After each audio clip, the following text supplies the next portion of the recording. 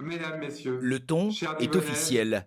chers Le décor Divonnais, limite je présidentiel. m'adresse directement à L'annonce vous du maire est pour vous passée par les réseaux annoncer que sociaux. j'ai décidé d'arrêter le projet d'embouteillage de l'eau minérale de Divonne.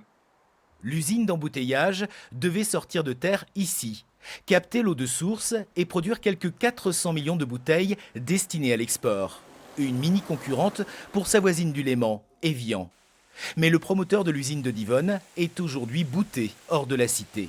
À plusieurs reprises, les élus, le conseil municipal, a demandé à obtenir des informations et des garanties de la part de la société qu'elle n'a pas réussi à obtenir. J'en veux pour preuve, nous n'avons toujours pas aujourd'hui le plan de financement du projet. Depuis 3 ans, l'eau de Divonne-les-Bains a fait couler beaucoup d'encre et réveillé des habitants sensibles à l'environnement. C'était un projet qui, des années en arrière, était qui permettrait certainement le développement du pays de Gex. Mais aujourd'hui, avec la problématique de l'environnement, la problématique de l'appauvrissement des ressources en eau, c'est un projet qui semblait complètement fou, en plus dans des bouteilles en plastique.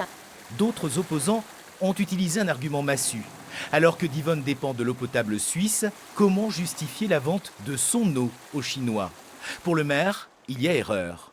On dit souvent, mais cette eau minérale, elle aurait pu être remise dans le réseau d'eau potable. C'est faux. Parce qu'une eau minérale, à partir du moment où elle est classée minérale et qu'elle a reçu le visa de l'Académie de médecine, elle n'est plus propre à la consommation et au raccordement dans le réseau d'eau potable sans être traitée. Donc elle perd sa spécificité d'eau minérale. L'eau minérale de Divonne restera donc à Divonne-les-Bains. Mais elle risque de coûter cher à la ville qui va sûrement devoir payer des indemnités à l'industriel qui voulait la mettre en bouteille.